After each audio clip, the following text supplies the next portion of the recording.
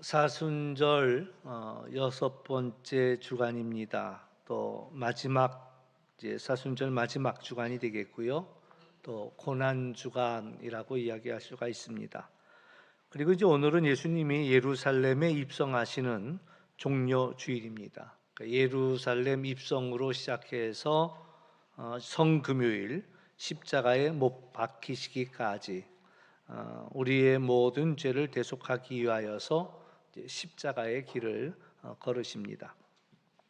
근데 사실 이제 설교자로서 항상 이 주간이 고민스러운 때 어떤 말씀을 전해야 할까? 종료주일 말씀을 전할까? 그러니까 종료주일의 기쁨을 전할까? 아니면은 또 고난 주간의 이 고난을 이야기해야 될까? 이제 이런 이제 고민스러운 그런 주간입니다. 근데 오늘은 이제 종료주일에다가 마침 또 우리 찬양대도 종료주일 찬양을 해주셨으니까 그 것에다가 이제 무게를 두고 말씀을 전하고자 합니다. 복음서가 기록된 마태복음, 마가복음, 누가복음, 요한복음, 이제 우리 성경에는 복음서가 4권이 있죠. 이제 이 복음서가 기록된 이제 여러 가지 목적이 있습니다만은 그 중에 가장 중요한 목적은 예수님의 십자가의 죽음을 전하기 위해서 기록이 되었습니다. 이제 그의 반증이 뭐냐라고 이야기한다면 성경 전체에서 이 마지막 일주일에다가 적지 않은 양을 할당하고 있다라는 거예요. 그래서 사실은 십자가 이야기를 하고 싶은 그것인데 이제 사람들이 그 십자가의 예수님이 누구냐라는 질문 속에서 이제 그 앞부분에다 전반부에다가는 예수님은 병도 낫게 했고 뭐 기적도 일으켰고 그래서 물리를 걷기도 했고 죽은 사람을 살리기도 했고 이런 이야기들을 쭉 이야기하는. 그러니까 이 복음서는 예수님의 어떤 위인전도 아니고 또 역사책도 아닙니다.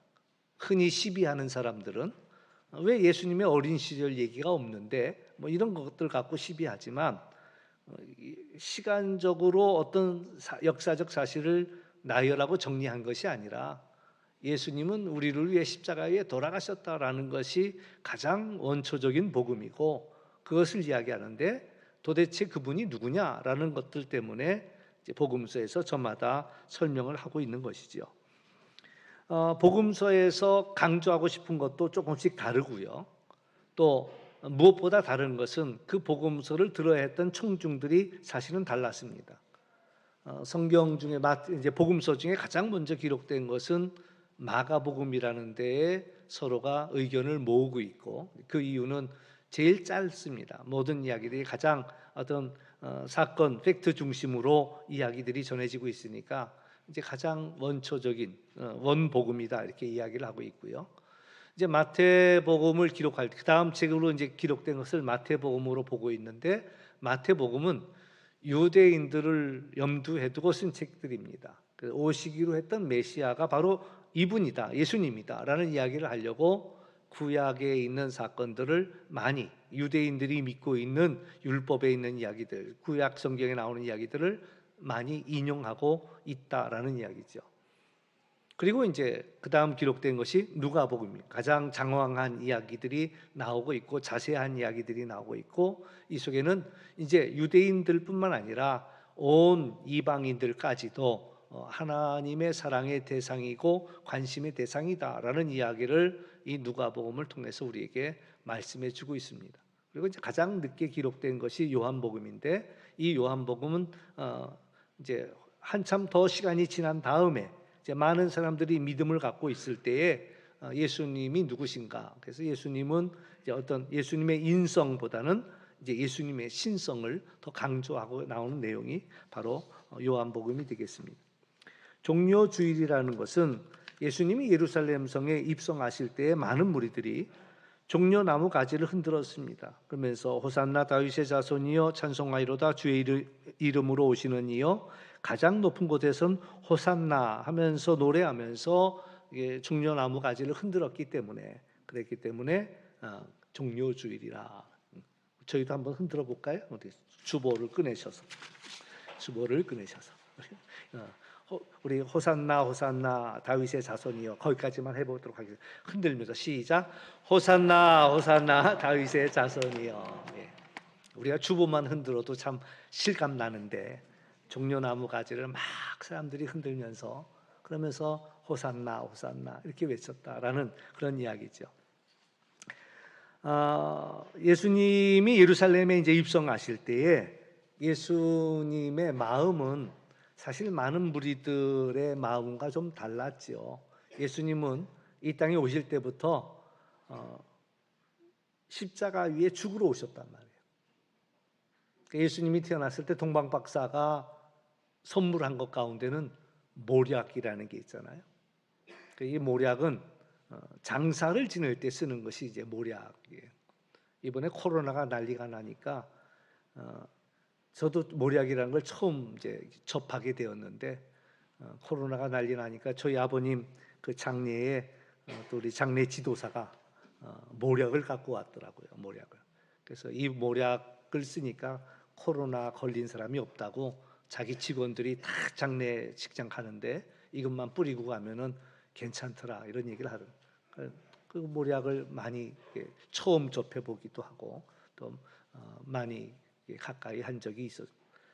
근데 아무튼 이 모략은 죽은 자에게 이렇게 발라주는 것이 이제 모략인데, 예수님이 나실 때 받았던 선물이 모략이란 말이죠. 그러니까 예수님은 오실 때부터 죽기 위해 오셨어요. 그러니까 예수님의 마음속에는 예루살렘 성을 들었을 때 이제 죽기 바로 며칠 전이죠. 금요일, 성금요일에 돌아가셨으니까 금, 목, 수, 화, 월, 주일 6일 전. 그러니까 예수님의 마음속에는 내가 이제 이 문을 들어가면 이제 내가 죽음의 길로 들어간다, 이런 것이 마음속에 있지 않았겠는가. 예루살렘 입성을 이제 코앞에 두고 오늘 감람산 벳바게를 넘어갑니다. 야트막한 성이에요. 제가 은혜로 그래서 성지순례를 다녀왔는데 그 그림들이 이렇게 그려집니다. 오래전 그림이지만 그림들. 그러니까 여러분들도 원하기는 여러분이 해외를 여행할 딱 한 번의 기회가 주어진다면 그때 예루살렘 성지를 택할 수 있기를 원합니다.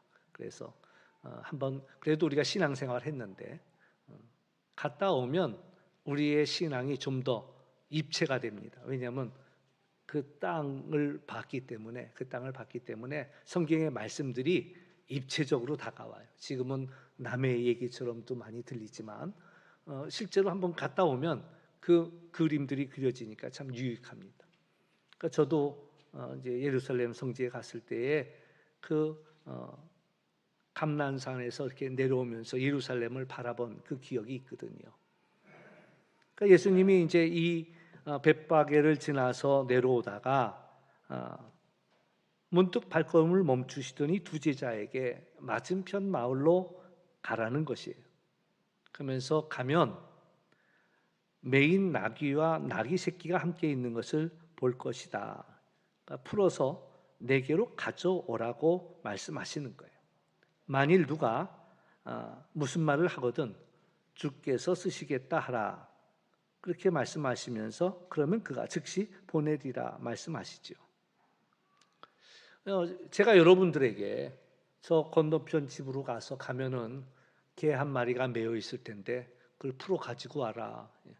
그다음에 누가 뭐라고 그러거든 주께서 쓰시겠다 하라 얘기하라고 해서 보낸다고 여러분이 가겠습니까? 그러니까 쉬운 일이 아닌 것 같아요. 나는 이 장면이 넘어가지를 못해. 이 말씀을 읽고 나면은 아유 어쩌란 말이야. 그리고 이제 이 제자들의 입장을 생각해 볼 때 그러는 거야.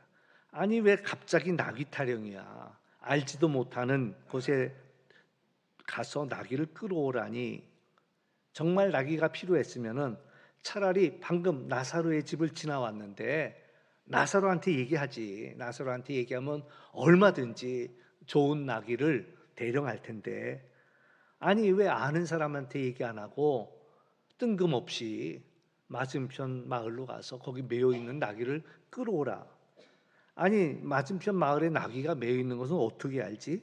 뭐 그런 것도 그렇지만 이거 가야 되나 말아야 되나? 뭐 나귀가 매여 있다 치고 그 나귀를 끌어오려고 하면은 이건 자칫하다가는 도둑으로 응? 몰리기 아주 십상인데, 아니 예수님이 돈을 준 것도 아니고 그 사람 아는 사람도 아니고 근데 뜬금없이 왜 나귀를 풀어오라는 것일까? 그러니까 이제 제가 제자라면 그런 생각을 했을 것 같아. 차라리 나사로의 집이 여기서 멀지 않으니까 그냥 나사로한테 뛰어가서 나귀 한 마리 내놓으라고 할까? 뭐 이런 생각. 차라리 그게 나은 거예요. 괜히 남이 나귀 건드렸다가 봉변당하는 것보다는 이게 훨씬 낫겠단 말이에요.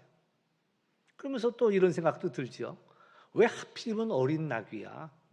좀 폼나는 것도 있는데 왜 그걸 어린 나귀야?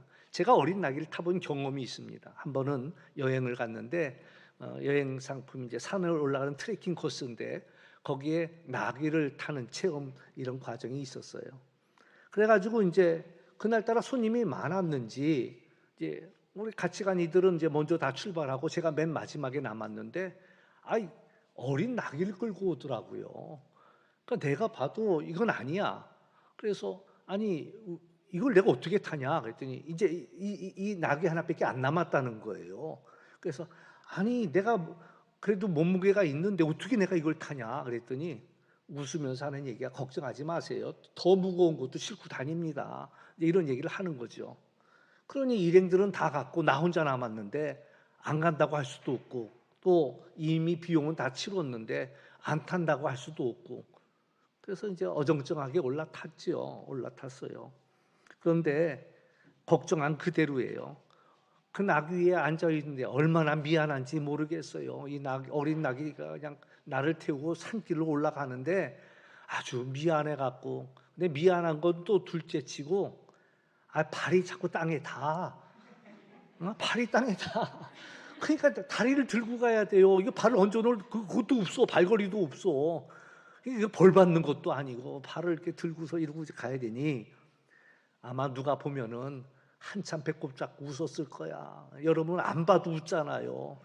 그거 얼마나 우스운 꼴이에요. 등치는 크더란 게 어린 나귀에 올라타고 오는 발을 들고 가는 참 예수님도 이상하시지. 왜 나귀 새끼냐고요. 이왕이면 백마를 타고 들어가셔야지. 백마는 고사하고 뭐 큰 낙이라도 타고 들어가시면 좋겠는데 도대체 잘못했다가는 예루살렘 사람들한테 아주 웃음거리가 되겠다 싶은 거죠. 자기들 생각에는 그래도 예루살렘 들어갈 때는 정말 기세가 당당하게 그렇게 아주 폼나게 들어가고 싶었던 생각인데 예수님이 하는 얘기는 영 기대하고는 어긋난 얘기라는 거죠. 그러니까 이 생각 저 생각이 드니까 이게 발걸음이 떨어지냐 말이에요. 한 걸음 한 걸음이 무거워. 가라고 하니 안 갈 수는 없고 참 이해를 시켜주시면 참 좋겠는데 뭘 알아야 장단을 맞추지 도대체 뭐가 어떻게 되냐 설명도 안 해주시고 무슨 일이 일어나고 있는가 이런 생각이 들 때 왜 하필이면 또 나야 이럴 때는 꼭 왜 나한테 시켰어? 그러면서 좀 이런 일에 좀 빠지고 싶은데 그게 안 갈 수는 없잖아요. 그래서 이제 떨어지지 않는 발로 가는 것. 믿음이란 뭐냐? 명하신 대로 하는 것입니다. 한번 따라서 해볼까요? 믿음이란 명하신 대로 하는 것입니다. 아멘. 건너편 마을로 가라. 그러면 가는 거예요. 또 매여 있는 나귀를 보고 풀어오라. 그러면 풀어오는 거예요. 만일 누가 뭐라고 그러면 주께서 쓰겠다고 하셨다. 그렇게 말하라고 한 대로 말하면 되는 거다라는 이야기지요. 제자들은 무거운 발걸음이었지만 예수님이 명하신 대로 갔어요. 가서 보니까 정말 매여 있는 나귀가 있고 그 옆에 나귀 새끼가 있는 거예요. 뭐 가기 전에는 그냥 마음이 그랬는데 가서 딱 보니 진짜 있네. 어떻게 이거 보셨나? 어떻게 이게 있지? 깜짝 놀라운 거죠. 그러니 이제 예수님 말이 생각나서 이거 풀어서 이제 가져가자. 그리고 이제 풀고 있는데 어찌나 단단하게 맸는지 어떻게 풀어야 되는지 끙끙거리고 있는데 주인이 나타났어요. 순간 당황했지만 예수님 말씀이 생각나니까 예수님이 시킨 대로 대답을 했습니다. 주께서 쓰시겠다 한다. 이 얘기를 한 거예요. 이제 반신반의하면서 뭐야 이 사람 이렇게 그렇게 나오겠지 이제 그런 생각도 들지만 아무튼 뭐 주께서 쓰시겠다 하라 그랬으니까 그대로 주님께서 쓰신답니다라고 얘기를 했더니 근데 놀랍게도 그이가 더 이상 아무 말 하지 않고 자기 손으로 그 매듭을 풀어주면서 제자들에게 내주었단 말이죠. 또 제자들이 놀란 거예요. 아니 메인 나귀가 있다는 것도 놀랬지만 예수님 말씀대로 했을 때 이 나귀 주인이 두말 않고 메인 것을 자기 손으로 풀어서 내줬다라는 거죠. 나귀를 끌어오는데 아무 문제가 없었어요. 그러니까 믿음이란 뭐냐? 이 눈에 아무 증거 아니 보여도 믿음만을 가지고서 나아가는 것이 믿음이다. 알고 행하는 것은 지식입니다. 알고 행하는 건 누가 못해요? 다 해요. 믿음이란 알지 못하지만 순종하신 대로 하는 것이 믿음이다. 아브라함이 그랬어요. 본토 아비의 집을 떠나 내가 지시하는 땅으로 가라. 하나님께서 말씀하셨을 때 아브라함은 갈 바를 알지 못하고 믿음으로 나아갔다 그래요. 이상하게도요. 하나님 하시는 일은 항상 그래요. 설명해 주지 않습니다. 그냥 믿기만 하라는 거예요. 지금은 아무리 설명해 줘도 깨닫지 못하는 거예요. 나중에 알게 될 거야. 예수님이 하시는 말씀이 그래요. 지금은 설명해 줘도 몰라. 나중에 알게 될 거야. 사실 예수님이 예루살렘의 성에 들어가서 고난 받으실 것을 벌써 여러 번 얘기했어요. 근데 제자들의 귀에는 그 얘기가 들어오지 않는 거예요. 예수님이 나중에 이 말이 생각날 거다 이런 얘기 하시는 거죠. 그러므로 우리에게 필요한 것은 믿음입니다. 믿고 순종하고 명하신 대로 하는 거예요. 따라오라면 따라가는 것이 믿음이에요. 예수님께서 가나 혼인잔치에서 물로 포도주를 만들었습니다. 그 기적은 순종해서 그 항아리 아구까지 물을 채웠던 종들만 그 비밀을 아는 거예요. 마찬가지. 물론 이 두 명의 제자의 이름은 언급되지 않았습니다. 그러나 예수님이 그 둘에게 시킨 것은 그 둘을 사랑해서 남들이 경험하지 못할 그 일을 그들에게 맡긴 거예요. 그래서 그들이 순종하여 갔더니 놀라운 일을 체험하게 되는 거예요. 물론 처음에야 떨어지지 않는 발걸음으로 갔지요. 그러나 그렇게라도 해서 순종하고 가서 보니까 남들이 체험하지 못한 놀라운 일을 체험하게 되더라라는 거죠. 얼마나 놀랬겠어요. 매어 있는 나귀가 있는 것도 봤지. 또 그를 풀어갖고 올렸는데 주인이 뭐라고 호통치는데 주님께서 쓰신다고 했더니 두말 않고 풀어주지. 도대체 예수님은 누구실까라는 질문이 그 제자들의 머릿속에 안 올라올 수가 없다라는 거죠. 예수님은 도대체 누구시길래 이 나귀가 메어 있는 것을 본 것처럼 말씀하실까? 또 아무리 그래도 그렇지 주님께서 쓰신다고 한다고 그것을 내줄까? 이러는 거예요. 예수님이 십자가의 길을 걷기 위해 예루살렘에 발을 들여놓는 그 순간까지도 사실은 제자들은 이런 일들을 경험할 때마다 도대체 예수님은 누구시지? 더 모르겠다라는 것과 또 예수님에 대한 놀라운 체험들이 그들에게 쌓여만 갔다라는 거죠. 이거는 예수님이 만유의 주가 되신다라는 것을 로드십을 드러내는 사건입니다. 그러니까 나귀의 주인도 그 주님께서 쓰시겠다는 말에 거절하지 못하는 거예요. 이것이 바로 주님이 모든 것들의 주인 되심을 이야기하는 그런 하나의 사건이죠. 그리고 우리가 여기서 기억해야 할 한 가지 분명한 것은 예수님은 철저히 말씀대로 성취하시는 분이시다라는 사실입니다. 예수님의 그 마음 속에는 항상 하나님의 뜻이 그 마음 속에 있었고 뭘 하더라도 하나님의 뜻대로 그 일을 행하셨다라는 거예요. 오늘 나귀를 타고 예루살렘에 입성하는 것은 스가랴에 나오는 예언입니다. 스가랴 9장 9절에 보면 시온에 따라 크게 기뻐할지어다 예루살렘에 따라 즐거이 부를지어다 보라 내 왕이 내게 임하시나니 그는 공의로우시며 구원을 베푸시며 겸손하여서 나귀를 타시나니 나귀의 작은 것 곧 나귀 새끼니라. 또 재미난 거는 또 나귀를 탄 이가 하나 더 있어요. 다윗 왕입니다. 유대인들은 다윗이라는 사람을 엄청 좋아하지요. 다윗이라면 껍복 죽지요. 사무엘 하 16장에 보면 다윗이 아들 압살롬에게 이제 쫓겨서 도망하게 됩니다. 그리고 마루턱을 지나는데 그때 무비보셋의 종 시바가 안장에 지은 나귀를 2마리의 나귀를 끌고 옵니다. 다윗을 맞이하는 거예요.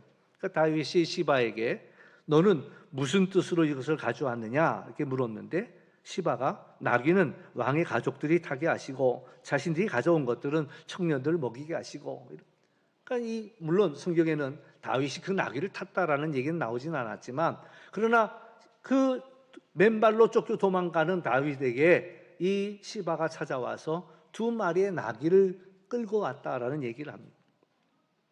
예수님은 다윗 왕이 그랬듯이 어린 나귀를 타고 예루살렘 성에 입성하십니다. 이건 모든 사람들의 상식을 뒤집어 엎는 사건이에요. 그러나 온유하고 겸손한 평강의 왕으로 입성하게 됩니다. 예수님의 삶은 늘 하나님의 뜻을 이루는 삶이었습니다. 세례를 받을 때도 세례 요한이 말렸지요. 내가 오히려 당신께 세례를 받아야 할 때 어떻게 나에게 세례를 받으러 오시나이까. 그러나 이를 행해서 하나님의 뜻을 이루자라고 하는 것이 예수님의 그런 이야기였습니다. 늘 하나님 나라를 이야기했습니다. 제가 여러분들 우리 동성교우들을 위해 기도할 때 적어도 우리 동성교회 그 교우들만큼은 늘 마음속에 하나님을 품고 살게 해달라라는 기도를 합니다. 여러분의 마음속에 늘 하나님 나라가 있기를 주의 이름으로 축원합니다. 그 하나님 나라가 예수님이 오셔서 공생애를 사는 동안 우리에게 가장 주고 싶었던 얘기가 하나님 나라예요. 하나님 나라 이야기예요. 그렇기 때문에 오늘 우리가 적어도 예수님을 따라가는 사람이라고 한다면 우리의 마음속에 하나님 나라에 대한 그리움, 본향에 대한 그리움이 있어야 한다라는 거죠. 그래서 제가 깨달은 게 그거예요. 우리는 본향을 향하는 순례자의 삶을 살아가는 것이 마땅하다라는 것이. 그러니까 한 가지만 이야기할 수 있다면 어쩌면 이 주제는 제가 끝까지 이야기할 그런 주제이라고 저는 생각합니다. 올 한 해, 작년 한 해 가졌던 주제가 아니라 우리가 이 땅을 사는 동안 늘 본향을 마음속에 고향을 잃어본 사람들 많이 그 고향을 그리워하겠죠. 이제 내일부터 특별한 새벽을 이름도 바꿨습니다. 제가 특별 새벽 기도회라고 안 하고 특별한 새벽이라고 했습니다. 그건 참여하는 사람들에게 특별한 새벽이 될 거예요. 안 오다가 오늘 이 새벽에는 가볼까 하고 일어나는 그 아침부터 특별한 날이 되겠죠. 특별한 날이 돼요. 내일 이제 한 주간에 어떤 말씀을 전할까 생각하다가 올해 이 주제 본향을 향하는 순례자를 한번 말씀을 나누자 그런 생각을 갖고 이제 준비하고 있습니다. 아무튼 우리의 마음속에 늘 하나님 나라가 있어야 되고 내 정체성 나는 하나님 나라를 향하는 순례자라는 마음. 왜 하나님 나라가 그렇게 중요할까요? 왜 중요해요? 이제 멀지 않았잖아요. 우리가 이 세상 떠날 날이 멀지 않았어요. 근데 그 끝이 아니라는 거예요. 더 영원한 나라가 있다는 거예요. 그래서 사실은 더 일찍부터 우리가 하나님 나라를 사모하고 준비할 필요가 있는데 우리가 그동안 놓치고 살아왔더라면 지금부터라도 하나님 나라를 그리워하면서 살았으면 좋겠다. 어떤 젊은 친구가 있는데 자꾸 찬송가 부르는데요. 하늘나라 찬송가만 불러. 그냥 저한테 처음에는 아주 청승맞게 들리더라고요. 아니 나이도 어린 게 맨날 무슨 하나님 나라 노래야. 죽을 때나 가서 부르지 이름. 근데 나중에 알았어요. 자기가 사랑하는 그 부모님이 일찍 돌아가셨어요. 보고 싶은 그 부모님을 늘 마음에 그리다 보니까 하나님 나라 자기도 가고 싶은 거야. 사랑하는 자가 거기 있으니, 내가 가장 사랑하는 자가 거기 있으니 거기를 가고 싶은 거예요. 우리에게 가장 사랑하는 자가 누구겠어요? 예수님이, 하나님이 그곳에 계시니 우리가 본향을 그리워해야 하는 당연한 얘기 아니겠어요?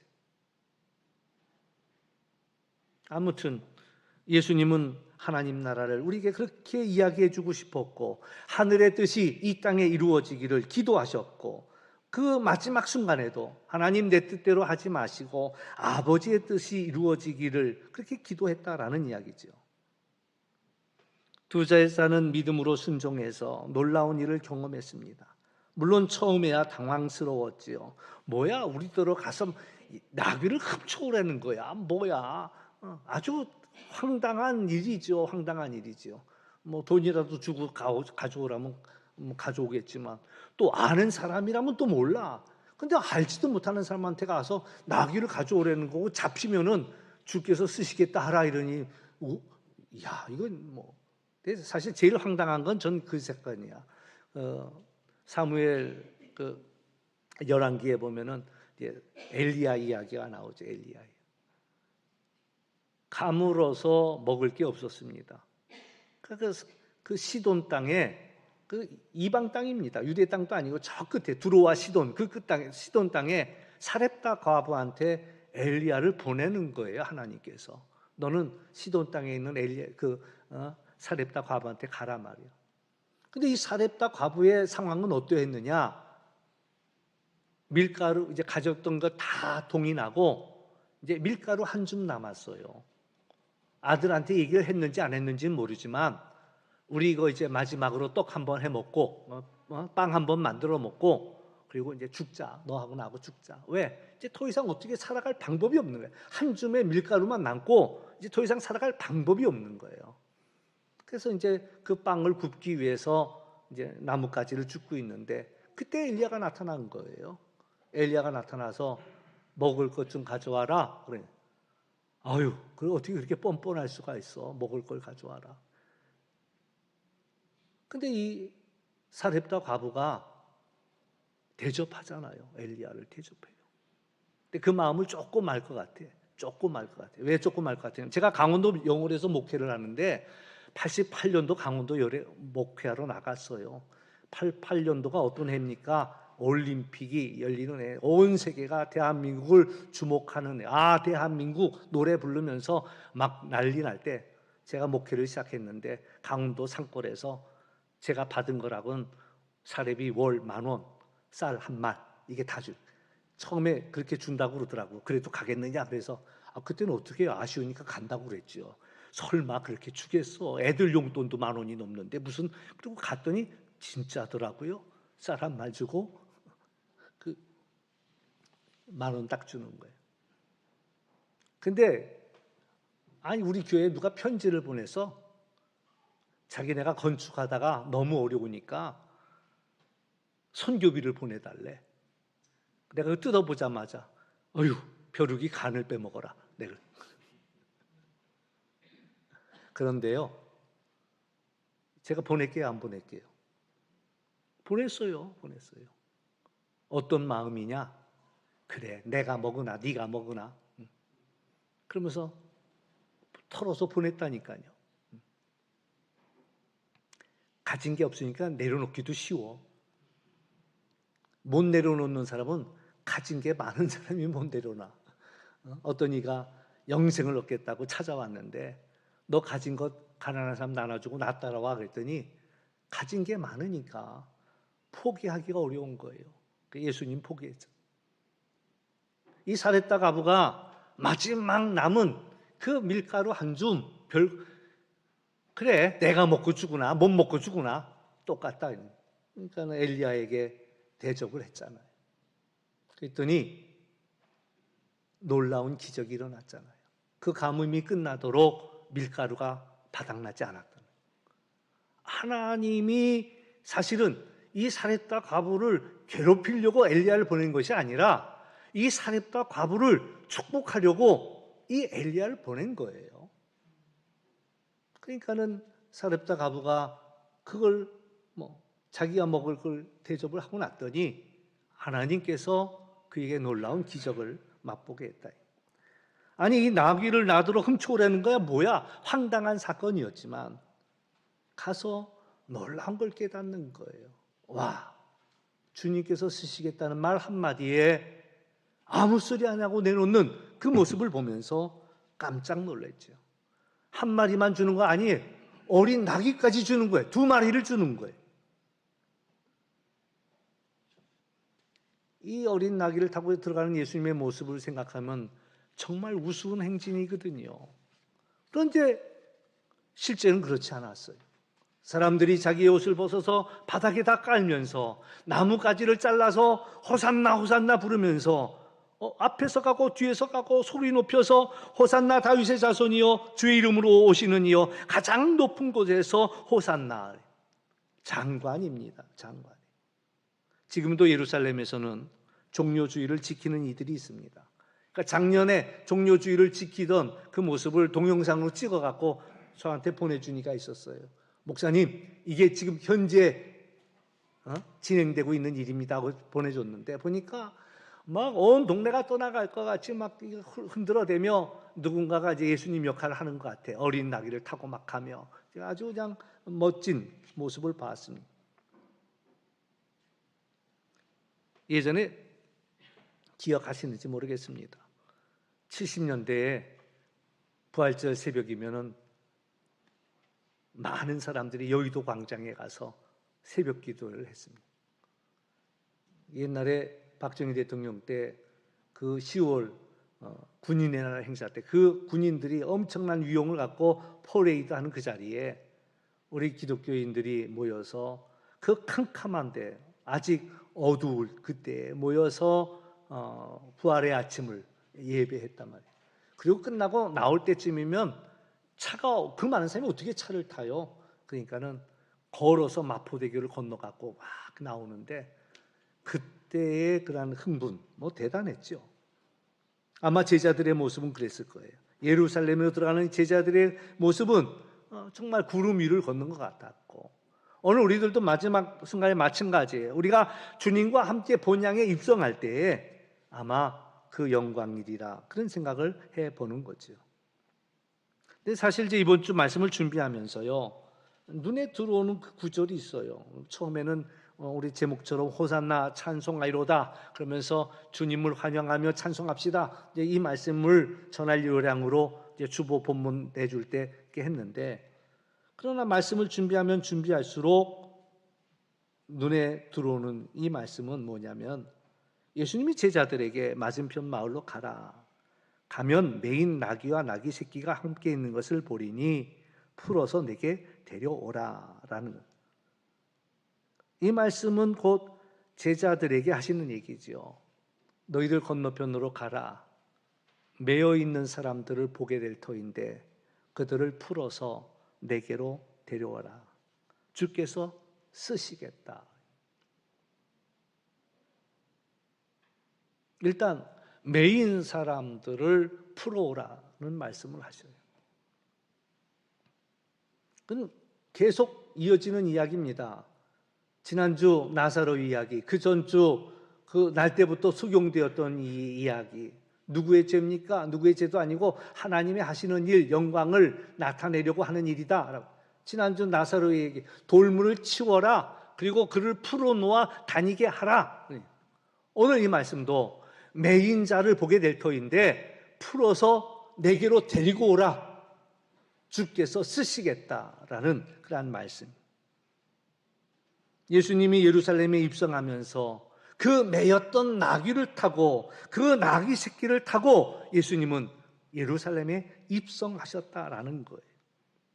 예수님은 수고하고 무거운 짐자 다 내게로 오라. 마태복음 11장 28절에서 30절 말씀인데요. 수고하고 무거운 짐진 자들아 다 내게로 오라. 내가 너희를 쉬게 하리라. 나는 마음이 온유하고 겸손하니 나의 멍에를 메고 내게 배우라. 그리하면 너희가 쉼을 얻으리니 이는 내 멍에는 쉽고 내 짐은 가벼움이라 하시니라. 사실 이제 다른 곳에서는 다른 복음서에서는 나귀가 몇 마리를 끌고 왔는지 이야기하지 않지만 마태복음에서는 2마리를 얘기합니다. 그러니까 그러니까 고민, 왜 두 마리를 이야기할까 이런 생각을 했는데 멍에를 지울 때 두 마리를 같이 멍에를 지웁니다. 예수님이 하시는 말씀이 내게로 와라, 내가 너희를 쉬게 해주겠다, 나는 온유하고 겸손하니, 그러면서 주님이 하시는 말씀이 나하고 멍에를 같이 지자라는 얘기예요. 멍에를 같이 지자. 매였던 나귀, 어린 나귀 같은 우리와 예수님이 멍에를 같이 짊어지겠다는 거예요. 내 문제를, 내 무거운 짐을 주님께서 같이 지시겠다라고 말씀하시는 거예요. 그래, 너는 쉬어라, 내가 지고 갈게. 그러면서 우리 같이 지자라는 말씀을 하시는 거죠. 예루살렘 입성하는 길에 예수님은 그 매인 나귀와 어린 나귀를 그래서 제자들이 풀어왔을 때 그들과 함께 예루살렘 성으로 들어가셨다라는 이야기죠. 결국 예수님의 한결같은 요청은 그렇습니다. 매인 자들을 보거든 풀어오너라고 말씀하시는 거예요. 죄에 매여 있는 자들, 상처에 매여 있는 자들, 두려움과 고통에 매여 있는 자들, 슬픔에 있는 자들, 그들이 매여 있는 것에서 풀어서 내게로 데려오라는 거예요. 코끼리의 힘은 어마어마합니다. 집에 기둥도 뽑으면 되게 코끼리예요. 근데 이상하게 서커스단에 있는 코끼리들은 말뚝 하나 뽑을 생각을 안 해요. 이거 어떻게 된 거냐 했더니 코끼리가 어렸을 때 묶어놓으면 말뚝을 뽑으려고 한대요. 그때가 중요하다는 거예요. 그때 절대로 뽑을 수 없도록 단단히 묶어놔야 된다는 거예요. 그러고 나면 나중에 코끼리가 커서 힘이 세서 얼마든지 뽑을 수 있는데도 뽑을 생각을 못 한다는 거예요. 매여 있는 이들이 그렇습니다. 처음에는 그 매인 것에서 벗어나려고 애를 썼겠지요. 그러나 자기 힘으로 벗어날 수 없다는 것을 알고 포기합니다. 좌절합니다. 절망합니다. 그냥 거기 매여 있는 거예요. 예수님께서 우리에게 주시는 말씀은 매인 자를 보게 될 텐데 그 매인 자들을 내게로 데려오라는 거예요. 내게로 데려와라. 제자들이 하는 얘기예요. 내게로 데려와라. 그러면 주께서 그 일을 쓰시겠다라고 말씀하신대요. 이번 주간이 뭡니까? 고난주간. 고난주간이 뭡니까? 십자가 위에서 우리의 메인 모든 것들을 풀어주신 그러한 십자가가 있는 주간이 아닙니까? 주님께서 쓰시겠다 하실 때에 우리는 메인 자들을 주님 앞으로 데려오는 일에 열심을 내야 할 것입니다. 위험한 일이긴 하지만 산꼭대기에서 돌을 굴려본 경험이 있습니까? 어떤 돌들은 구르다가 많은 돌들도 있지만 어떤 돌들은 살짝만 건드려줘도 떼굴떼굴 잘 굴러가는 돌들도 있습니다. 굴려도 굴러가지 않는 돌보다는 한 번만 건드려줘도 굴러갈 수 있는 그 돌들을 우리가 굴려볼 수 있으면 좋겠다라는 것이죠. 주님의 명령입니다. 맞은편으로 가라. 가면 매여 있는 것을 볼 것이고 풀어 내게로 끌고 오라. 주께서 쓰시겠다. 종료주일 예루살렘으로 입성하시는 주님을 우리 또 매였던 이들과 함께 호산나 호산나 찬송하는 우리 모두가 될 수 있기를 주의 이름으로 축원합니다. 기도합니다. 참 좋으신 아버지 하나님 감사합니다. 주님께서 예루살렘 성에 입성하실 때에 타고 들어가신 것은 매여있던 나귀입니다. 어린 나귀입니다. 그들과 함께 예루살렘 성으로 들어가시는 그 주님, 또 우리가 장차 본향으로 들어갈 때도 주님께서는 어느 권세 있는 자와 함께 들어가는 것이 아니라 죄인 되었던 연약하였던 우리들과 함께 들어가시겠다 말씀하실 때에 오늘 우리가 주님의 말씀에 순종하여서 우리가 해야 할 일은 매여 있는 이들을 풀어 주님께로 데려오는 일들입니다. 오늘 우리가 건너편으로 건너갈 마음도 주시고 그들을 풀어 주님 앞으로 이끌어 올 수 있는 자가 되게 하여 주시며 주님께서 쓰시는 놀라운 일들을 우리가 경험할 수 있도록 은혜 더하여 주옵소서. 감사하며 예수님의 이름으로 기도하옵나이다. 아멘.